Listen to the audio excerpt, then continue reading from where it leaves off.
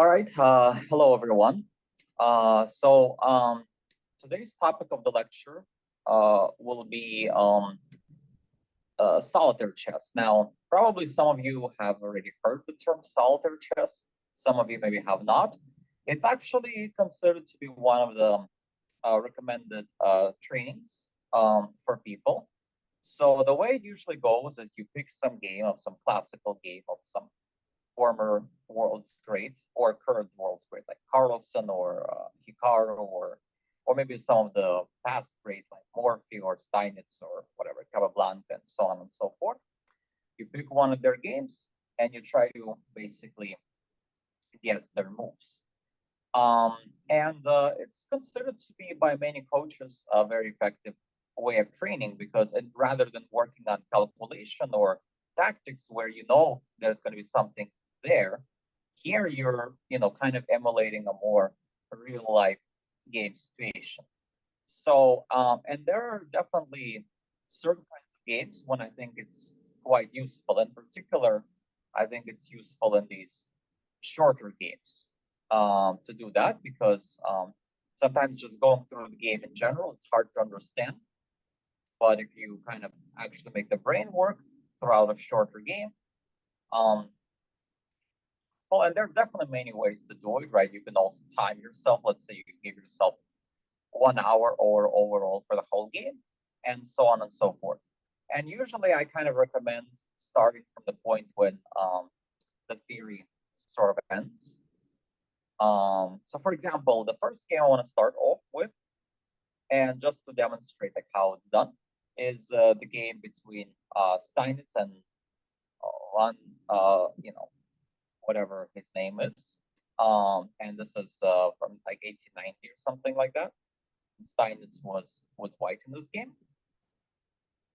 But this game, I'll decide to kind of skip through the theory. And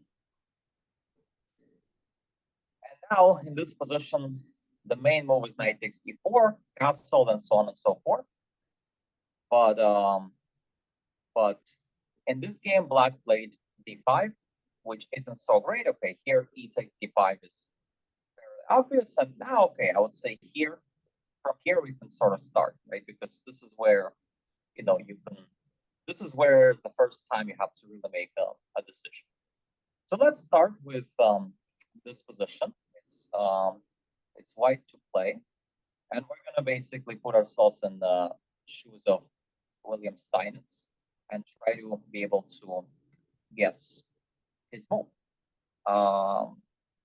And we'll see what options we can come up with.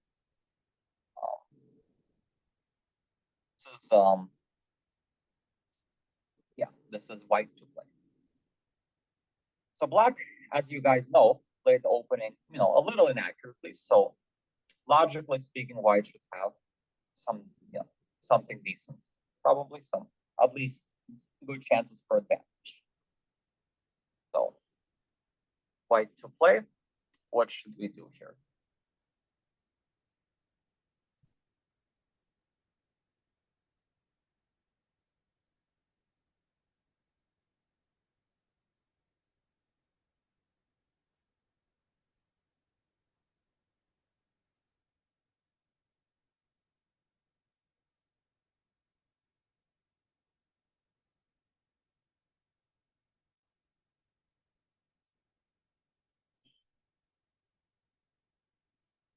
Okay, so far you guys are getting it. Good.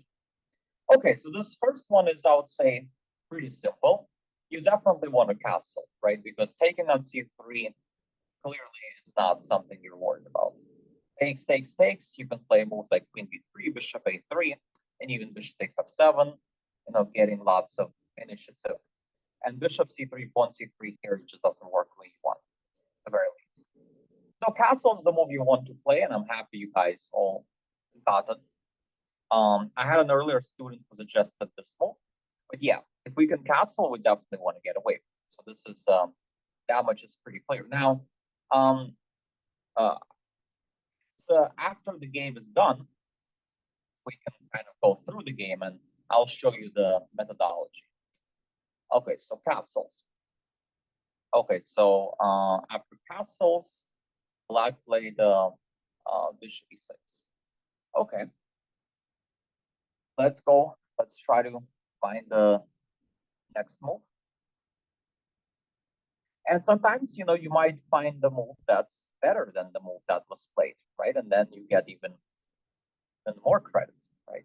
You know, and we'll kind of, it's usually better to go through the, you know, after the game, basically, so that you don't get hints like. Okay, so far, one suggestion I see is queen b3. We'll look at that a bit later.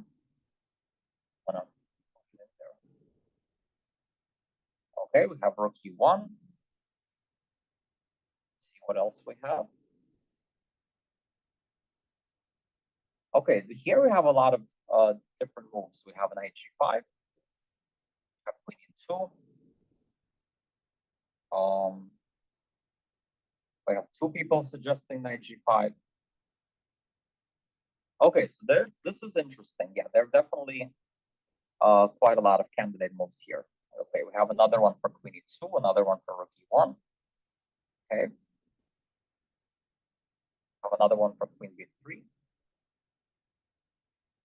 Believe it or not, in this game, white played bishop g5, which well, nobody has considered yet, but we will when we review the game after we finish it, we'll definitely come back and review all the other moments. There's also bishop b3, so that's also a suggestion. So we'll get through all of them after. But for now, let's kind of go with the game. So in the game, white played bishop g5.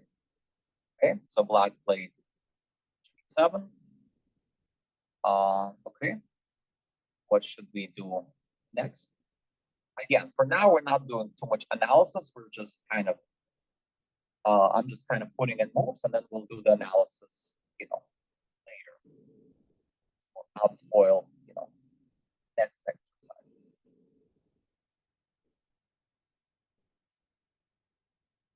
Right, so we have bishop takes e7, we have rook e1. We have a lot of people saying bishop takes e7. Okay.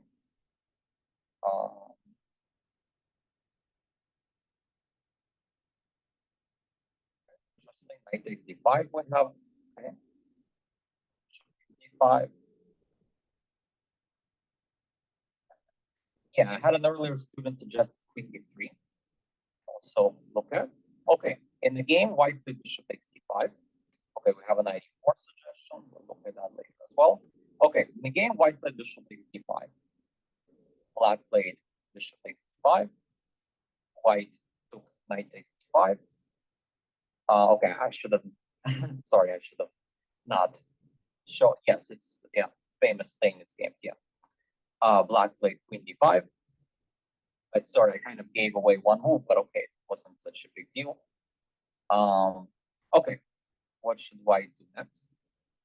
This one I think is fairly simple.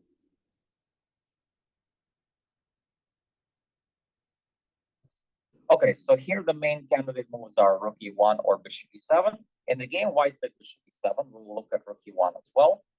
White played bishop e7. Black played knight takes e7.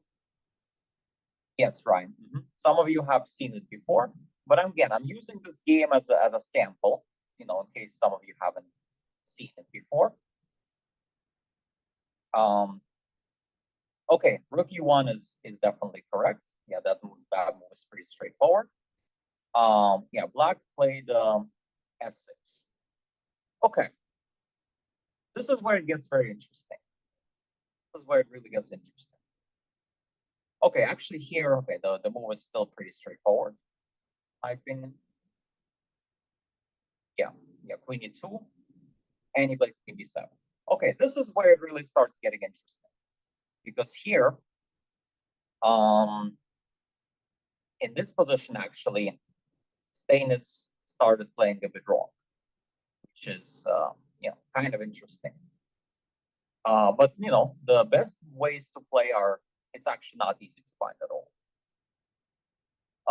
So let's see what you guys do here. This is actually a very critical moment because if you don't do anything, black will go king f7, knight d5, rook e8, consolidate, and black will be better because there's this big isolated pawn, right? So here, this is a very responsible moment. We have to be very precise if we want to keep an advantage. Okay, so we have rook c1. This was played in the game. There was also a d5 suggestion. Okay, does anyone have any other suggestions besides rook c1 or d5? Let's see. We have rook a d1.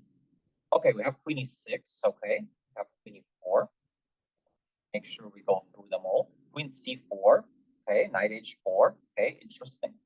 All right. Okay, so you see, this is why it's useful, right? This is exercise. You can already see so many different people, many different suggestions, right? Not always so clear.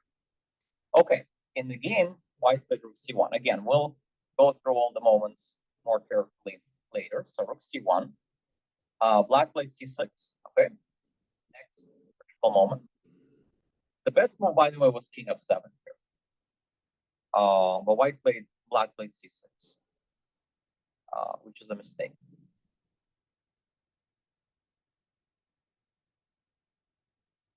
Okay, so here I think a lot of people. Okay, at this point, if a lot of you guys are knowing this game, so those of you who know it are finding it, which is good. Okay, so I'm pretty much getting d5 or queen c4. They're both very logical moves, and I would say queen c4 is a good move too, because queen c4 you're preventing king f7, and at castles you go queen c5. So you don't really let him consolidate, but you can play king f8 and it's still not that bad. White is better, but it's not that bad. So the correct move is d5, of course. And after d5, I assume, yeah. So now if king f7, we take and go like queen c4. So black takes on d5. And now white goes for knight d4, which is of course the most natural move to follow up d5. So we sacrifice a pawn in order to activate the knight, clear up a square, right? A very common idea. Yeah, it's a pretty famous classical game. So to those of you who have never seen it, that means you probably got to study more classics. All right, so king f7. Yes, GR. King f7. All right, now what? Now what should we do?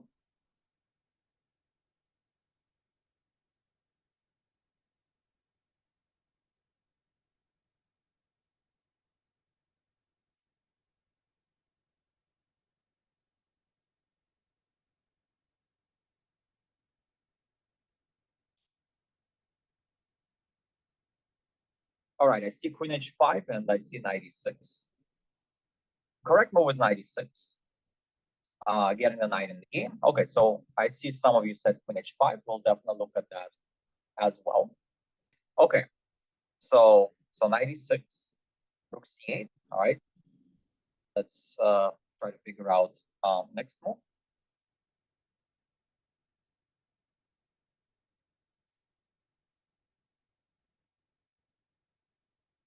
Let's see g4 and queen h5 are the main moves. Okay, so queen g4 was what was played in the game. All right, so we'll also take a look at queen h5 as well. And now black played g6, and now this is where the real fun starts. So let's see. Queen g4, of course, we're threatening g7, so you have to play g6. Yeah, now we're going knight g5, of course, threatening here. You must go king e8, only move. All right, and now what do we do?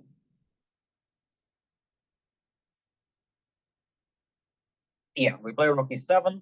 By the way, knight h7 also is a possible move. I mean, it leads to an advantage. It's going to be up lead to up a pawn endgame, but it's like a move you can kind of keep in your back pocket as a safe reserve. But the best move is rook e7, right? Like you definitely should help with rook e7. If rook e7 works, this just win. And here, black played king f8. Again, we'll go over the variations later, but for now, let's just go through the game. Yeah, rook e7, king f8. Yes, and now we of course go rook f7, king g8, and now we have this very nice windmill, which I'm sure a lot of you know, and or if you don't know, it's pretty straightforward to figure out. Rook g7. Now king here, go here, so king there, here, here, and around here, black walked away or something. Apparently that's the story. But anyway, white eventually found the forced mating sequence, which is, fairly easy. And at this point, there are like many ways to win. So a really nice miniature classical game by Steins. Now, we went through the game. Now, what should we do next? Well, the next stage would be to actually go through the game. And once you go over the game, you compare kind of your moves to what was played in the game to also what the engine suggested, right? Because maybe it's quite possible you might have suggested some move that, the person did not play, but maybe your move was better, right? Maybe it's engine approved, right? And you also should try to maybe write down some notes, like, let's say your opponent, like, played a move you did not expect. It's also a good idea to write down. And I'll show you what I mean a little bit later. Let's start off with the first position. But the first position is pretty straightforward, right? Because I think pretty much everybody castle, right? So that much was clear, right? We have to go for the attack. Okay, so as you can see, white's much better here already. So black played bishop e6. Okay, here we have actually quite a lot of choices. And here, you guys suggested a lot of things. Right now, white played bishop g5. Now, as you'll notice carefully, bishop g5 is not actually engine's top choice.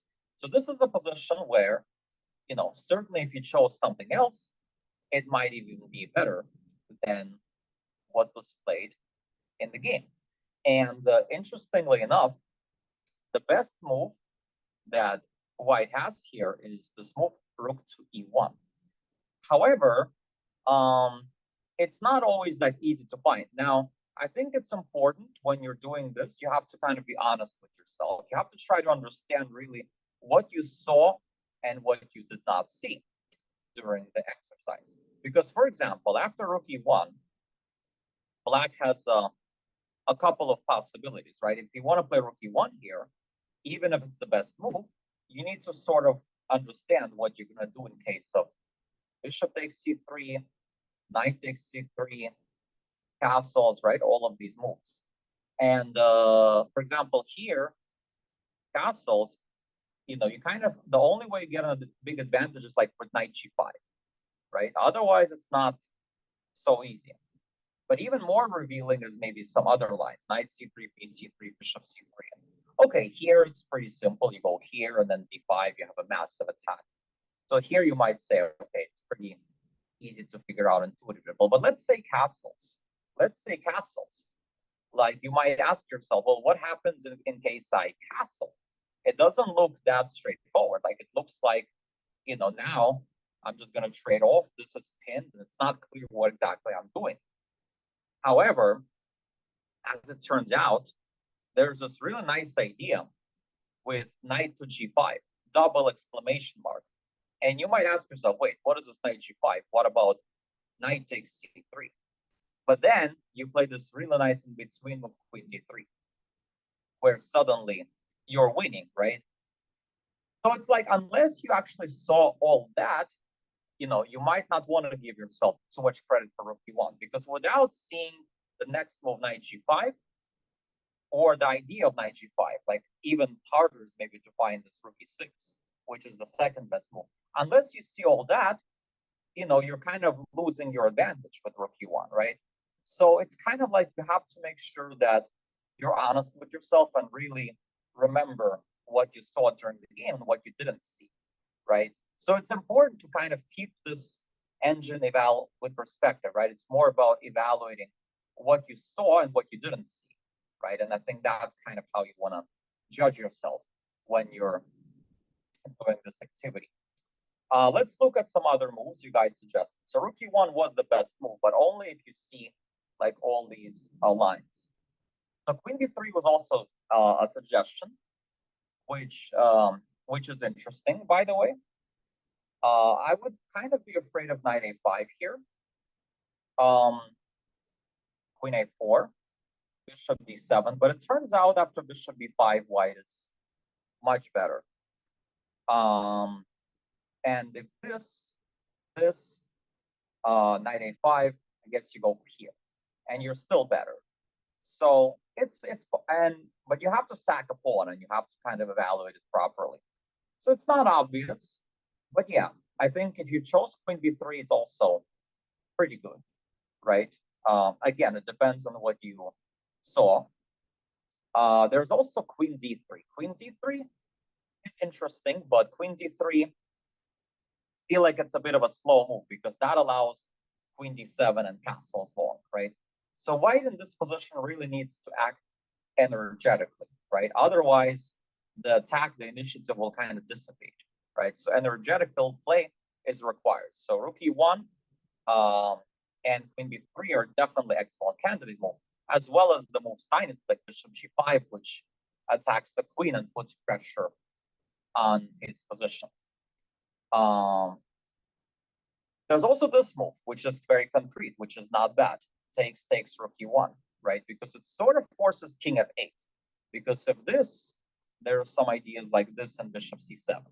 Also, very good energetic play, right? So there's like a lot of ideas where you can sort of get full credit. So very often it's not just like one right answer, right? That's the beauty of it, right? It's more about what you saw and how you evaluated it, right?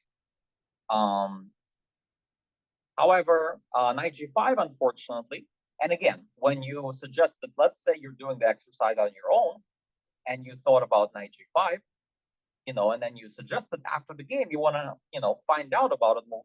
And then you'll realize, okay, this move in particular maybe didn't work so well, right? Because there's this, and purely tactically, it just doesn't work. Because this one, all it does is trades queens, right? Which you definitely don't want. If he takes, you have this one, and then the rook is hanging. So there are some problems there. So again, in these kind of positions, accurate calculation becomes very important. But that's why you do this exercise, right? You really get a chance to work on your calculation skills, your initiative skills, your attacking skills, and so on and so forth.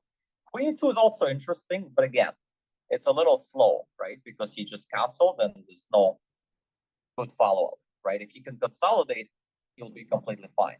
Bishop b3 again, very slow, right? He's gonna be fine. He can probably even get away with taking this. Okay, so in the game, white played bishop g5. So let's see what. So again, if you chose something else, it doesn't necessarily mean it's wrong, right? And if it is wrong, if it is bad according to the engine, then you want to understand why. Or that's something you can ask your private coach when you have a lesson, right? That would be, and the coach can try to help you interpret that. Okay, so in the game, black played bishop e7, which interestingly enough is not the best move. Now let's say during the game you were analyzing bishop g5, but you said, you know what, I don't like bishop g5 because of f6, and you thought his best move is f6. Well, then you should definitely analyze that, right? You should try to understand what happens to f6, and then you say, oh, well, then there's rook e1 or queen e2, putting pressure on that. So definitely everything you consider during the exercise, you should be asking yourself, and asking the engine, like why I could not have done that, right? And actually the best move in the game is queen d7. And then my guess is that he would have probably done something along the lines of this. and he still has some initiative, but I guess with perfectly bad luck holds. But again, we're talking about the great players here, but not, computers, right? So it's definitely possible, you can find better moves than them sometimes. And there's nothing wrong with that. That's even better. Same thing when you're doing some chess book like Dvoretsky. Sometimes you might find analysis that's better than Dvoretsky, and then more power to you if you can find that. Right. Okay. So in the game, Black played Bishop E7. Not the best move. And now the correct idea is Bishop D5. Knight D5 would have led to the same thing, pretty much. But the other moves are not as clear. For example, Queen B3, Knight C3. The calculation sort of works out in Black's favor here, or at least not winning for White.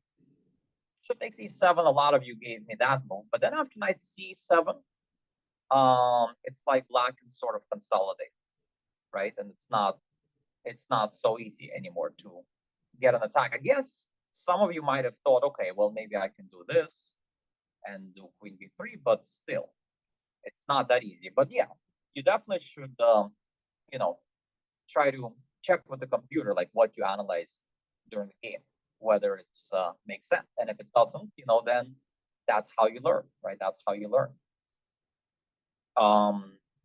Some of you gave me Rook E1. Rook E1 actually is a mistake because simply takes and takes, and this guy's protected, so that would not work. And I think 94 was given to me, but 94 can probably just castle. And again, it feels a little bit too slow, right? Black is fine strategically.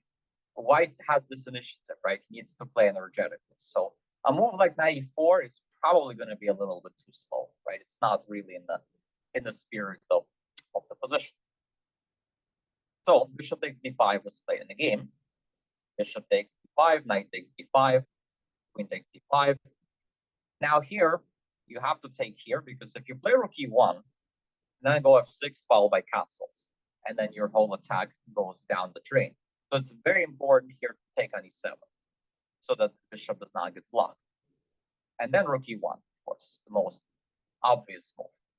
And now here, Steinitz played F6. Now here comes very interesting line. This is actually where Steinitz starts to make some mistakes, which is definitely worth stopping a little bit here. Because here, Steinitz's move was Queen E2, which is looks like the most obvious move. However, let's give you guys a challenge, and let's see if we can actually improve on Steinitz's play. White has a tremendously strong idea here that the engine finds, but Steinitz didn't. So, well, the first move you saw, but let's, how about, find the whole idea, not just the first move. Now we're doing analysis, right? So now it's not about just one move. It's more about going deeper. Now, because now we're kind of analyzing what could have happened and things like that. Actually, not quite Queen A3. All right, let's see. Let's call on.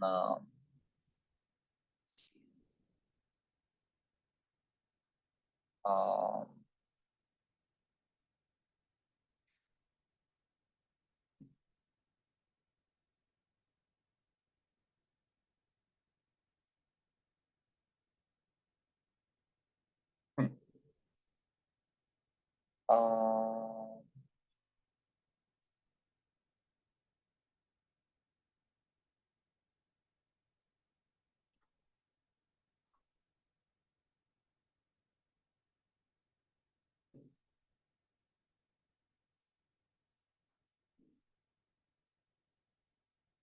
yeah. Yeah, so the correct idea is Queen A4. And Queen D7 is the most obvious move, right? Yeah, now you go Queen B4. And the point is you have double threat. You have a threat of Rook takes E7 followed by Rook E1, and you have a threat of Queen B7. And C6 also you go Queen B4. But I was wondering actually just now what happens after King F7. which actually I'm not so sure. Uh, Alan, go ahead, unmute. All right. Uh,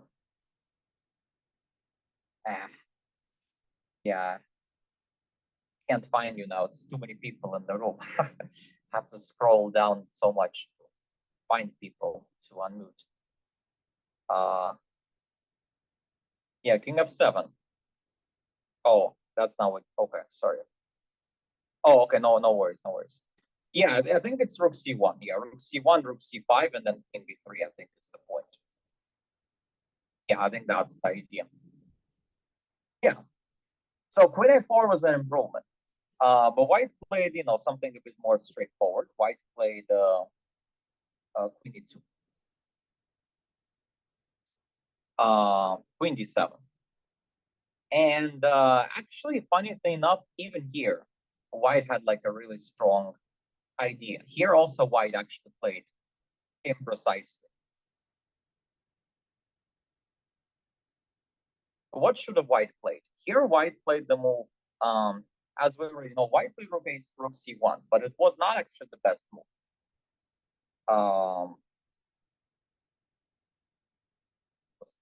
Not the best move.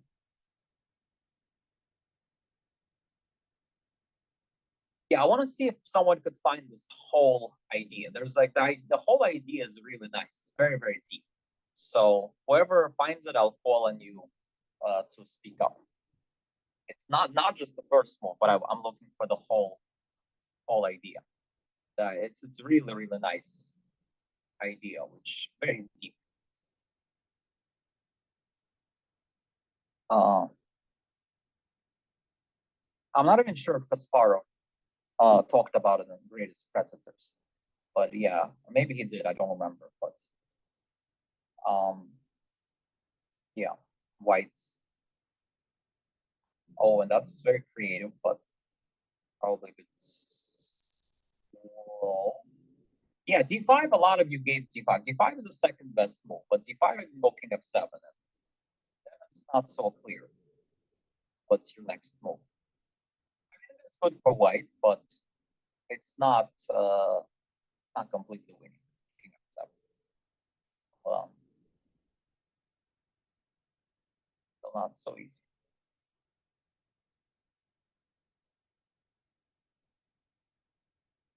Okay, knight h4 is another one that I'm getting. King f7.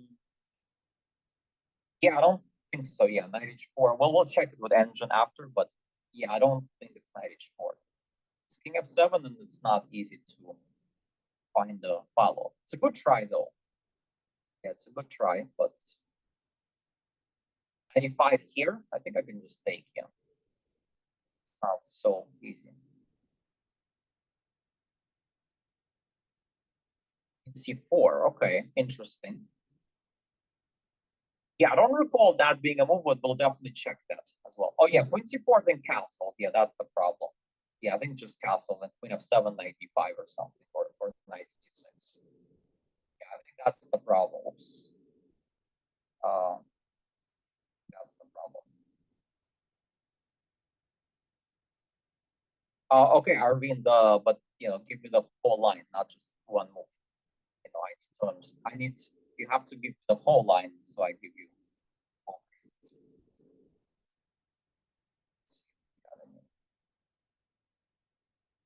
This one is hard. This one is hard. The earlier stuff was kind of warm up, but I wanted to show these things because just to show you how much you can really learn from doing these kind of games. You can really learn some fantastic stuff. Okay, so let me call on Arvind. I think he kind of has the idea.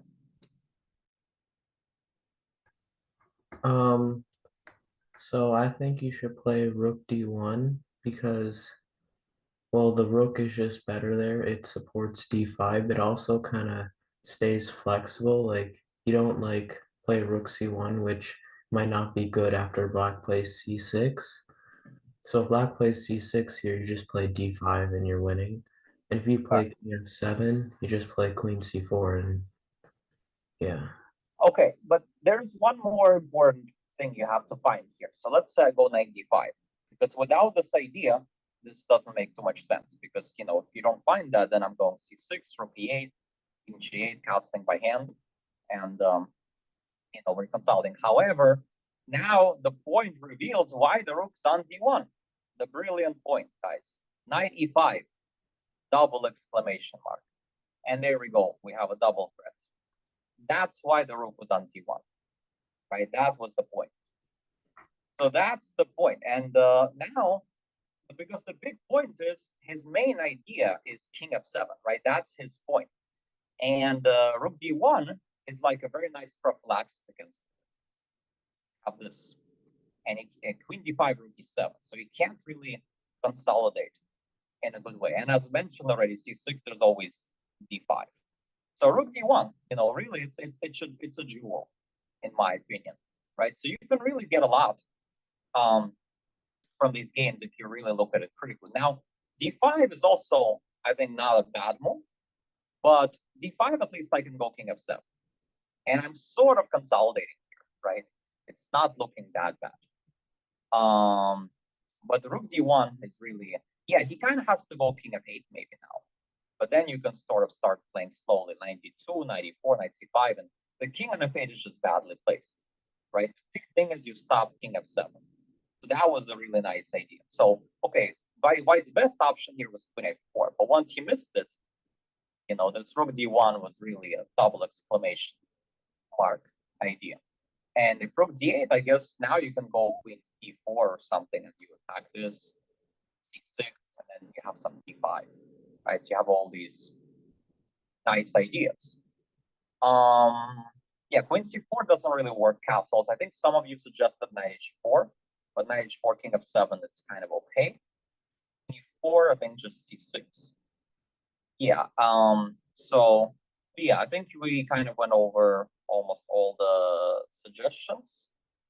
Yes. Okay, let me turn off this engine now. Okay, so in that case, who can tell us, so why was then, because the game turned out amazing for White, right? So why was this move rook c1 not best? Like why, what does Black do here? Instead of playing c6, c6 is what Black played, but it wasn't good after d5. So what should Black play instead?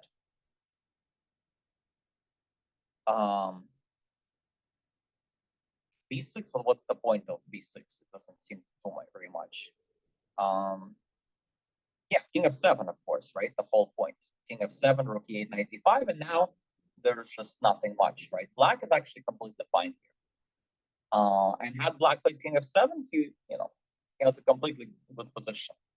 So again, just because you're, you played, quote unquote, the move that was played in the game, it doesn't mean it's, quote unquote, the right answer, right? It's very kind of, anyway. Yeah, not even sure. Yeah, I agree with Arian. Not even 100% sure if I would prefer White after king f7. Exactly. Because if Black consolidates, Black can easily be better in some endgame. Yes. So exactly. Yeah. But luckily for Steinitz, Black played c6, and now White executed this brilliant attacking sequence. d5 takes, knight e4. Yeah, and then from here it's pretty simple, like 96. Although here, we should definitely go over the, what you guys suggested as like not best moves. Because some of you gave me here queen h5, but queen h5 really, I can just go g6 and there's nothing special, right? So point is, when you can play move like 96, getting that knight in there, you really should, you should do it, right? Rook here now, there's three main moves to consider. Queen g4, of course, is the best move. But a lot of you actually gave it queen h5. But queen h5 would spoil all the great work after simply king g8. You're basically forcing the king to defend himself, right? Not the way you want to play, right? Like, so as you could see, one bad attacking move where you let them consolidate, everything kind of goes down the drain, right? Even knight g6, is okay because you can't really take h7 because there's some back rank problems. It takes, there's p6. So you have to always be aware that you have back rank problems, which, becomes a very important factor. Knight c5 would be a good move if not for queen g4, but here black can sort of cut down the losses by just losing one pawn. So of course queen g4 is best, g6, and of course we should go knight g5, king e8, and now a lot of you might be, when you guys are going through the game, and you guys know now that the solution, of course, is rook takes e7.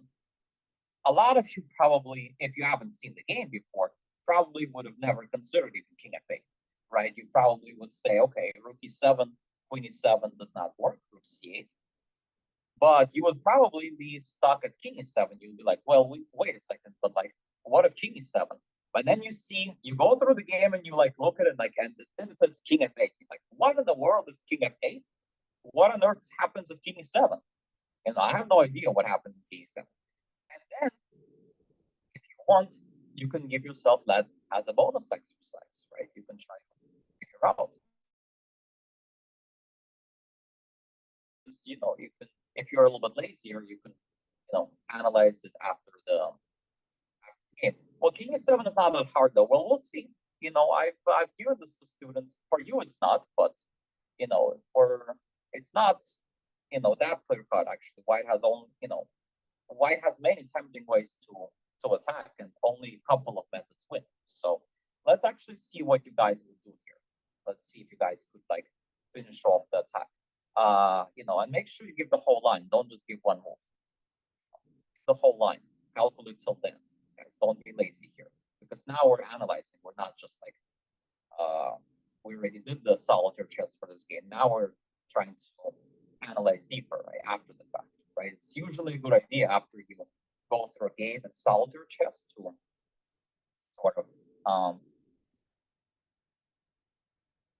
so for example, this is so this is the correct line. Rook e1, king d6, queen d4. Yes. Queen b4 is a very important move. We have to prevent the king from going here. If you don't play queen b4, you're not winning. Right? For example, the line one other student gave f4 is not winning. Not winning. King here. Here, and I can go king b5. And you are not winning. It's like a very concrete position, plus they're back rank. You might even be losing, right? So you have to be very, very precise. Queen g3 also I don't think wins. I think I can also escape here. So again, you have to be very precise. Only this one wins. Why not 94 because of king d6? Actually, it's a great question, Oscar. Who wants to answer that? Why not 94 king d6? It's a great question. Who wants to give a line after 94 why black is fine? Not just fine, but actually better.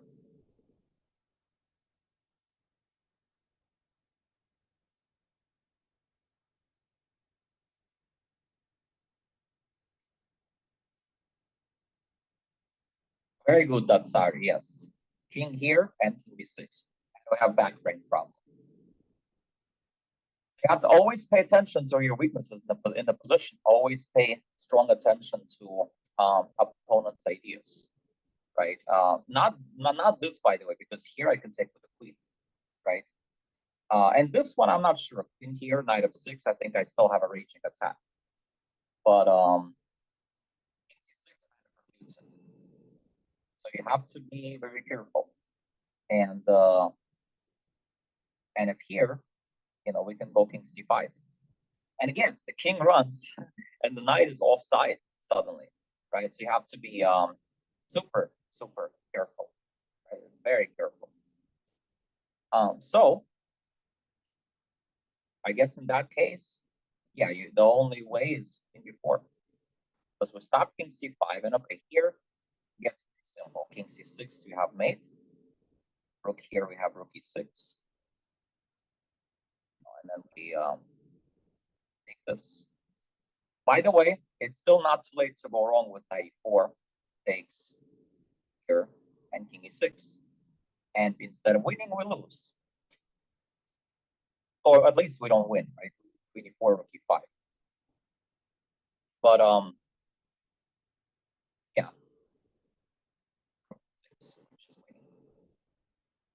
And if king c7, we go here, here, here. So yeah, if you find yourself, struggling with all these lines, then got to work on your calculation.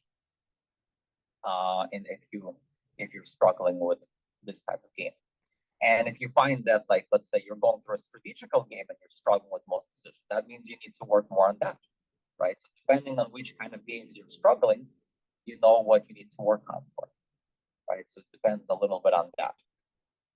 So anyway, rook e7 was played, king f8, and okay, the rest is pretty straightforward, right? Doesn't need too much comment, just forced mate.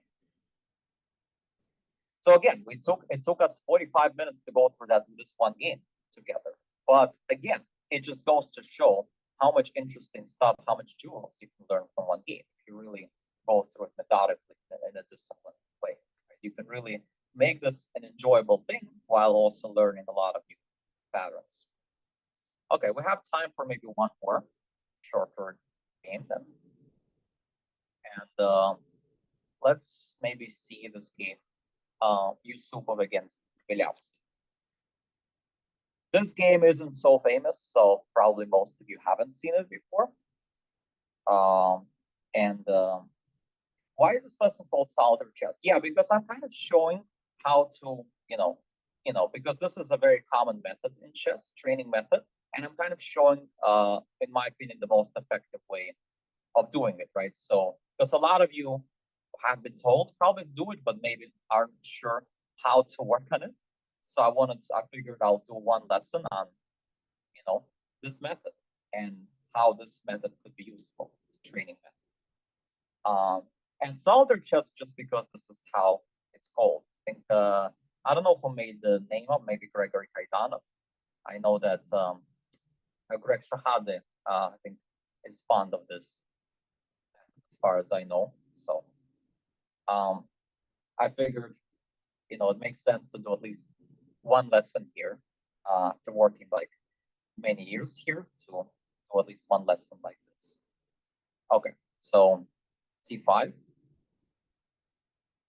Again, and again, it's your judgment call where you start. But I guess maybe we'll start from here, because here the position kind of clarified. Now we have an isolated pawn, a castle. So maybe, yeah, we can start from here. All right, so let's do it. So white to play, guys.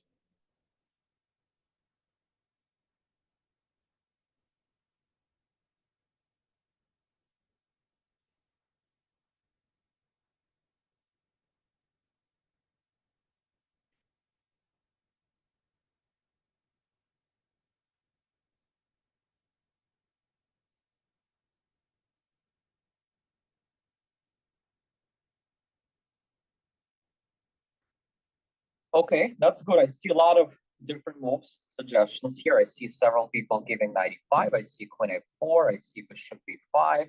I see rook e1. I see bishop e1. Okay, all of these are very interesting moves, I would say. In the game, white played knight e5, which I do remember is a pretty good move. Again, we're not going to go through it in depth, right? But again, after the game, and again, you guys could, if you're interested, you could find this game in Chess Base. If you want, you can write down notes, which games we're going over today. And if you're curious, you can always, check with Engine, compare your moves to, what played. But yeah, white did play 95. The other moves are also interesting. I'm not saying they're bad, but 95, I kind of really like the move, and I think Engine does as well. Because after 95, you kind of have to castle, because here there's like bishop db5 stuff. Whereas if you go here right away, I guess there's bishop c6. And here there's also maybe bishop c6. And okay, the other moves are playable too, but knight e5 is, I think, really nice move. Because after castles, you know, what should we do next?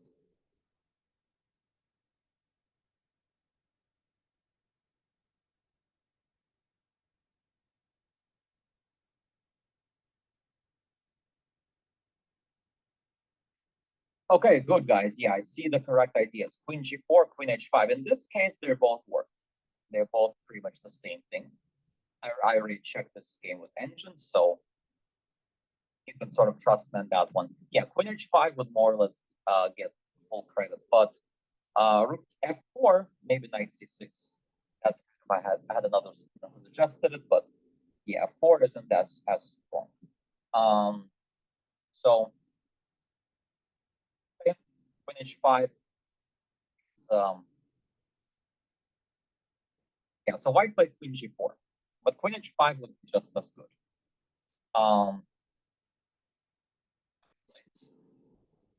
Queen h4. In this position, black played knight d7. Now, you might ask yourself, well, why didn't black play knight c6?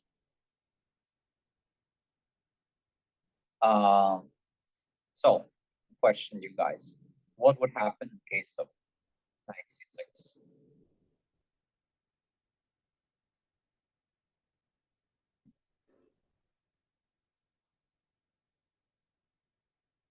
Knight g4, g6.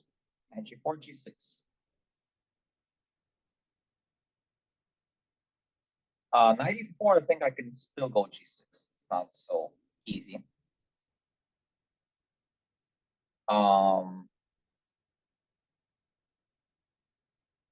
When you DSWs, what do you mean DSWs? G5, G6. Oh, dark ruin.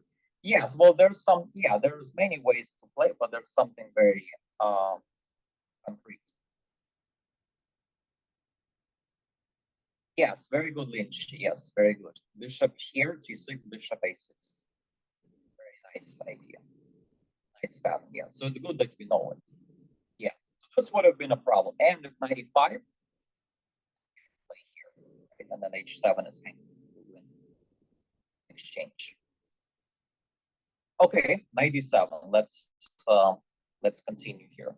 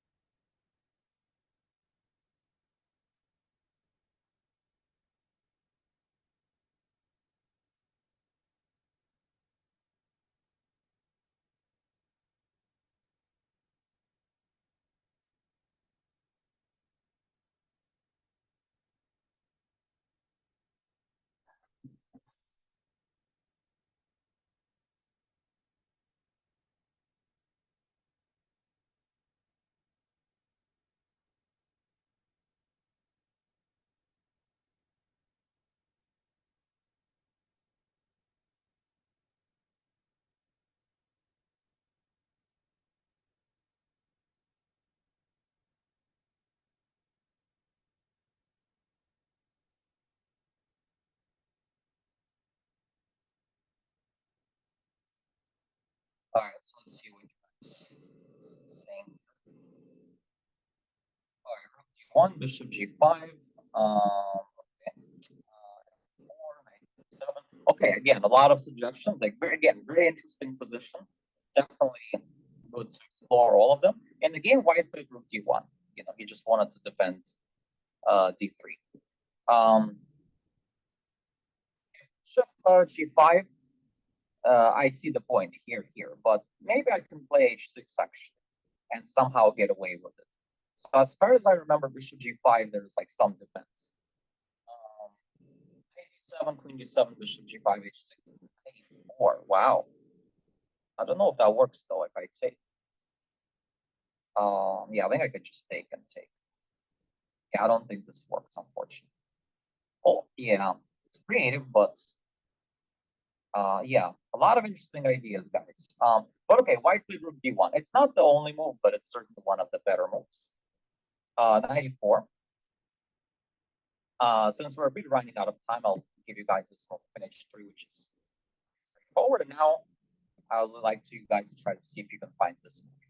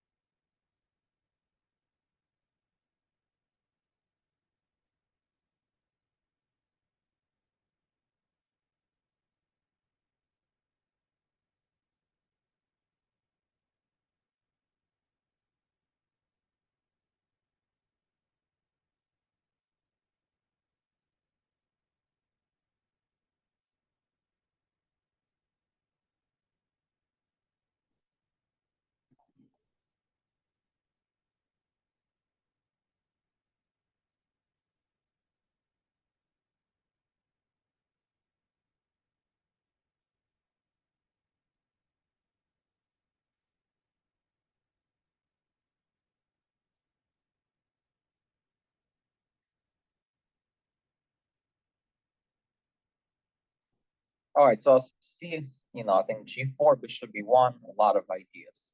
But yeah, d5 is the best. D5 is the best move. And the tactics are working out. So you take here.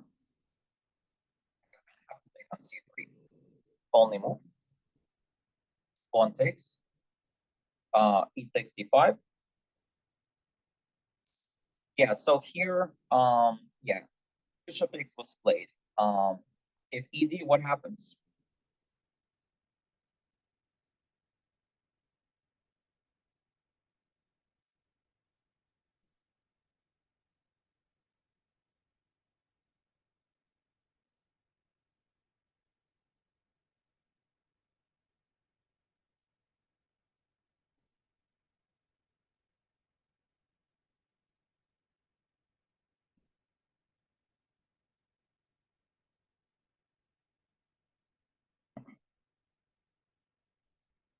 Yes, knight d7, yeah. If knight d7, queen h7, and if here we got bishop h7, bishop f5. Yes. So if queen d5 we have here, so bishop d5. All right, let's continue the attack here.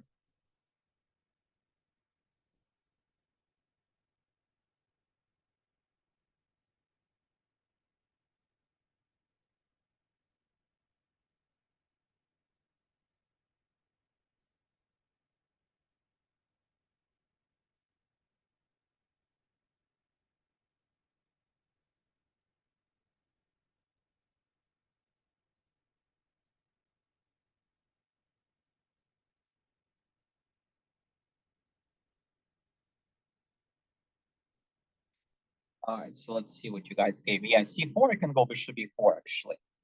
So that's why we have to start with bishop g5. Very important. Gotta start with bishop g5. So he played h6. Now if g6, then we go c4, and then we chop on g6. So h6 is forced. Now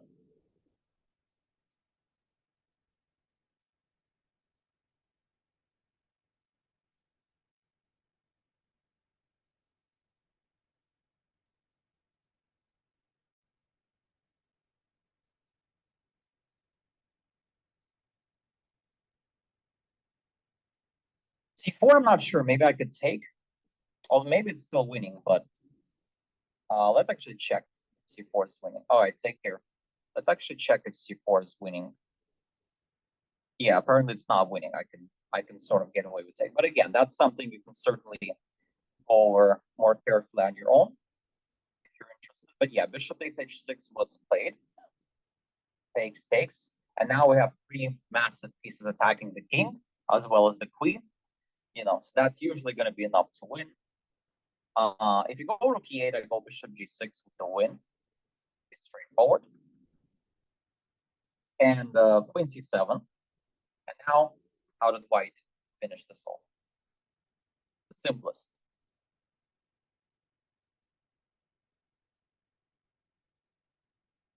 A lot of you are giving me knight g4, but knight g4 actually, believe it or not, does not work. No knight e4. And actually, we're losing, surprisingly. Oh, so you have to be very careful, right? Like when you have a nice attack, easy to get excited, but all it takes is one careless move. Everything can go down the drain. Funny thing is, even this is not winning. So you have to be very careful. Knight f7, I don't know what's the point after rook f7. It's hope chess that I'm going to take here, but I take here, of course. Okay, rook e1, I think might still win, but it's not as clear. There's, let's check. Is rook e1 win? Yeah, rook e1 probably is winning, yeah. Yeah, rook e1, rook e3 probably gets full credit. You know, it's not slow enough. But I think I like white played a bit more. It's more forcing, more clear cut. Check, check. Now check. Clear pattern, right? Check, check, check, check. Win the queen, right? Simplest. So it's always better to look at the forced lines first. Checks, captures, threats. You know, if you can do it with all checks and win, then it's better to do that, right? Because you can't really go too wrong with that. So again, I hope you guys enjoyed this, and I can definitely do some more classes about this.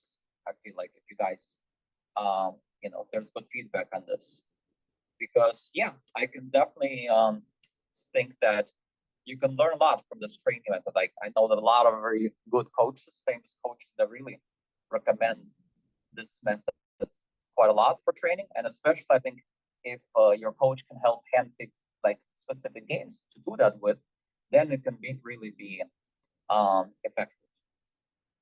So yeah, you know, I'll probably do maybe one or two more classes on this, and meanwhile, yeah, you could you know, try to do this game for yourself a little bit more, a little deeper, and certainly do your own games. And yeah, looking forward to doing next class.